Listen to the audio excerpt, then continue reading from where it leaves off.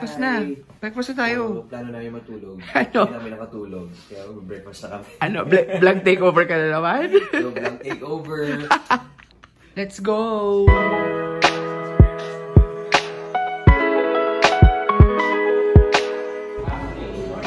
Happy day! Breakfast here sa Palom Cafe.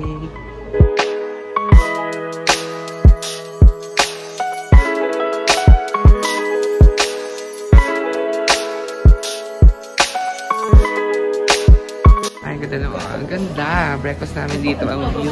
Isang view. Good morning po. Tapos dun lang yung beach. Grabe. Yung mga server dito. Pinoy, right? Okay. Happy day. Good morning. Pero masarap. Coffee ka ba, Pat?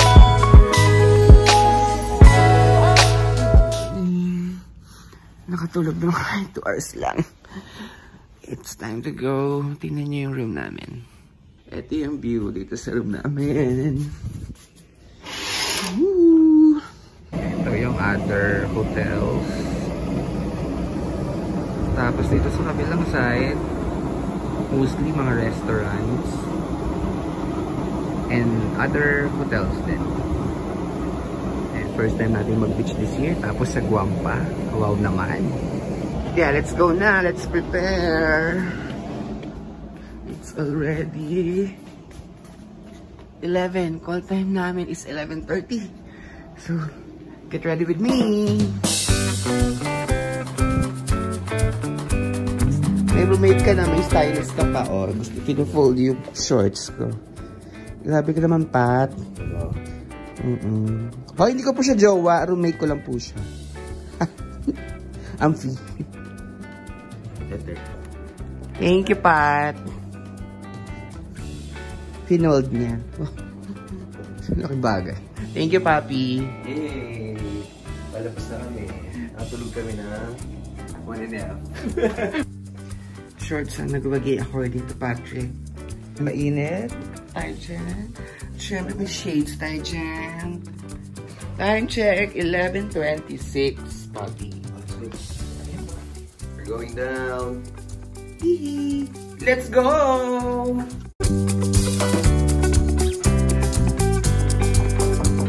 Let's go! Paula, ayaw mo mag-blush on, no? Ayaw mo, oh? Ayaw. Well, hindi masyadong halata. Parang kulang pa. Hindi, bata kasi ito nagdahay ko na nanay ko sa mansanas. Yung nasa lechon. Parang kulang pa. Ma'am, kulang pa. Pa. Oo, kulang pa. Hindi pa masyadong. Excuse me. Oh my God, oh, dito sa hotel.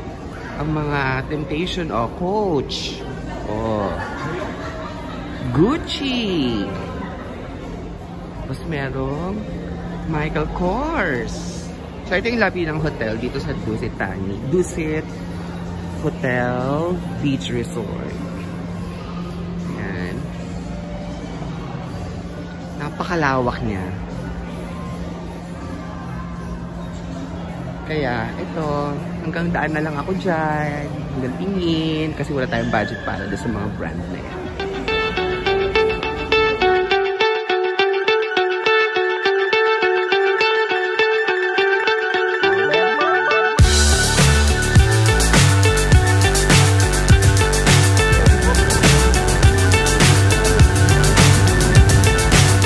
So, naglakad kami from hotel. Punta dito sa area na ito. Dito kami magla-lunch. Anong weather today? Ilang temperature? What's up? Biglang minute. Pero tingin ko, tansya ko mga nasa 33. 33 lang. Kaya naman mga nakatakip ang mga mata. Kasi ganito yung mata namin pag walang shades. I can't see the end, but we'll see it through. Dito ang lunch.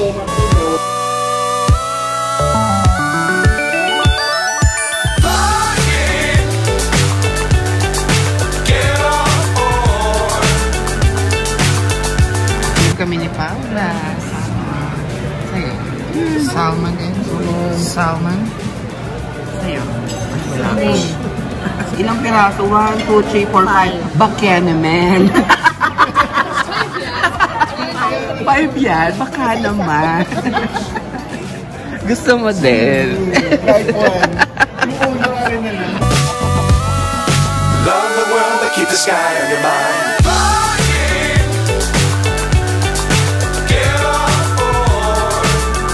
Ang totoong testament, kapag masarap ang food, ganyan dapat ang resulta ng plate mo. Oh. Sarap. Carlo, masarap yung salmon. Yan. Di ba ganyan ang masasabi? Yan ang ano. Ang sarap, no? Patik-patik masarap. Dapat, titipid ko nga eh. Hindi po busin eh. Hindi mo para kisa. Ano? Ang sarap talaga. Nam-nam na nam-nam yan. Ang sarap. Ayan, no? Yan ang sarap ng puto dito.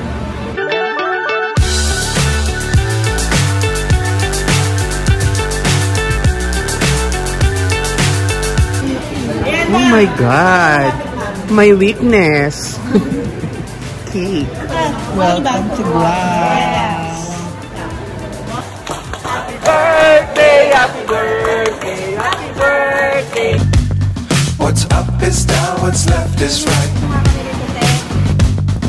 Chasing stars and hope. Ba't ang laki ng slice na kay Carlo? Di ba, hindi daw sa size. Sa akin ang liit din ng slice. Eh, kung magkano ko talaga yung naghihiwa din. Alam mo, ikaw na talaga pinagpara sa lahat, Carlo, no? Taon ko ngayon. Oo, taon mo ngayon eh. Multiple entry. Mainland. Window seat. Tapos ngayon, ikaw pa yung may pinakamalaking slice ng cake.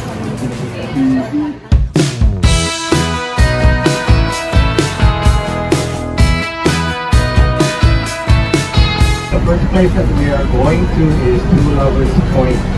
After Two Lovers Point, we'll be going to the central part of the island, Aganya, the capital of Guam.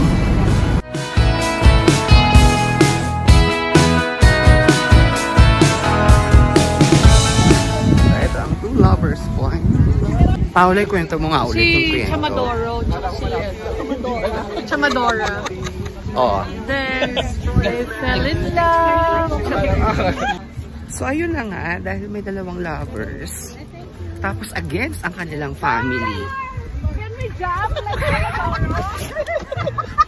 Yung love na in love sila dun sa tour guide namin. Ipakita ko sa inyo. Yun yung tour guide namin. At crush na crush nila yan eh, si Charles. Hi, Charles! Hold on, Mom, they're flirting with Connect mo! So yun na nga ang kwento dahil may two lovers na in love to each other. Pero against ang family. Kaya sa sobrang in love nila at against ang family, gagawin nila ang lahat para maging together sila. Kaya ang ginawa nila ay tumalon sila dito sa dagat na yan, no? Kaya mula doon, no, ito ay tinawag na Two Lovers Point. Kayo ba? Pag mahal na mahal mo ba ang isang tao? Tatalong ka ba dito?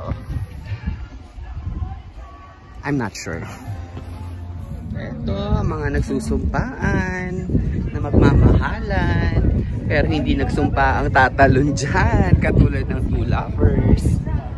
Nagsumpaan lang sila, magmahalan sila. Sana all. Hi, Ma'am! Ma'am, ikaw ba, gagawin mo ba ang katulad ng ginawa ng dalawa na sa ngalan ng pag-ibig, tatalon ka rin? Ha? No way! Di ba, Ma'am? No way!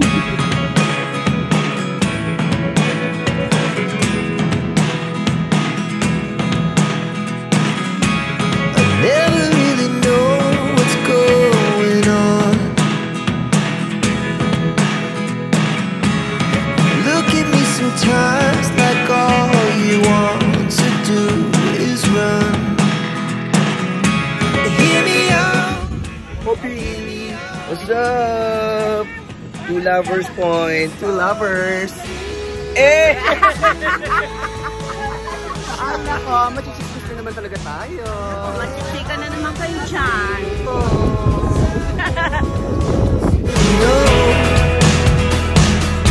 Secret start in your heart so slow. But if you don't wanna tell me now, I guess I'll never know. That's on to our next destination. Let's go! Oh, thank you so much. Going back to my question. Nangyari talaga yung first. Eliminated na daw. Gagawin mo ba katulad mo ginawa ng dalawa sa 2 hours? Oo naman. Para sa taong mahal ko tatalo talaga. Para magkaroon din ako ng ornament. Para gawin din lang ng tourist. Destiny. Pero naman, of course, pag mahal mo yung tao, gagawin mo yun. Gano'ng worth it? I mean, anong ginawa niya sa'yo special para gawin mo yun? Pinagluto niya. Tatalo na. Pinagluto ko lang, tatalo na. Oo naman. Pinagluto niya ako. Pinaglili siya ng bahay. Pwede na ako tumalo. Ikaw? Hindi. Ano gagawin mo? Hindi ako tatalo. Bakit? Sana na pag-ibig tatalo. Talon siya, tapos pagkatalon niya, hanap ako iba. In the restaurant, fast foods. Living here, we have Japanese. A lot of Koreans are migrating here. Now our economy is pretty much with Korean tourists, which normally is Japanese, but Thailand is Japanese. I never really know what's going on. Look at me sometimes like all you want to do is run. The cathedral there on the left side.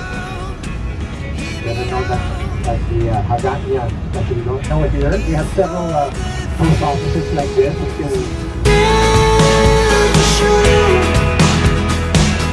There are the things I want to know. Secrets start in your heart so slow. Guam, because of the Plaza de España, it's called that. This structure right here was built during the 1800s by the Spanish. Okay. The Spanish moved Guam and were here. And then the Americans came when they fought the Spanish, the Spanish-American War, back in 1886, when the Spanish lost the war against the Americans. So the Americans came here, and they used this as an administrative building for themselves. There are the things I want to know. Secrets start in your heart so slow. But if you don't want to tell me now, I guess I'll never know.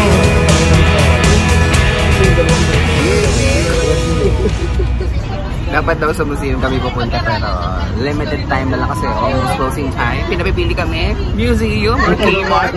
Of course, Kmart! Kmart! Ano gagawin ko sa museum? Kmart! Yay! Kmart! Siyempre Shopee versus museum. Kahit walang pera, Shopee!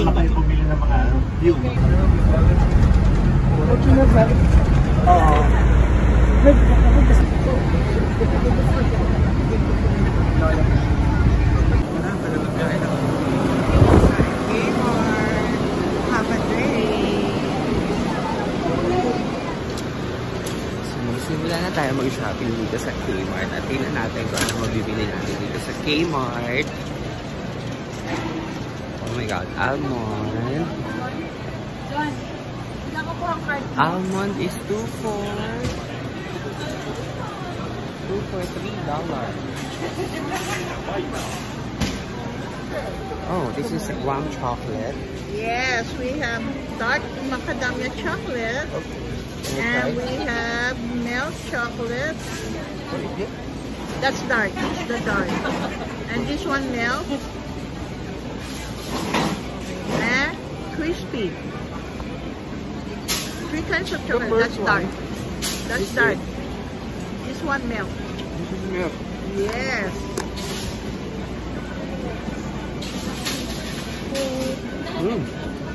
It's delicious. #1 chocolate here in Guam. Is it locally made here? Yes. Okay. Locally made and original product of Guam.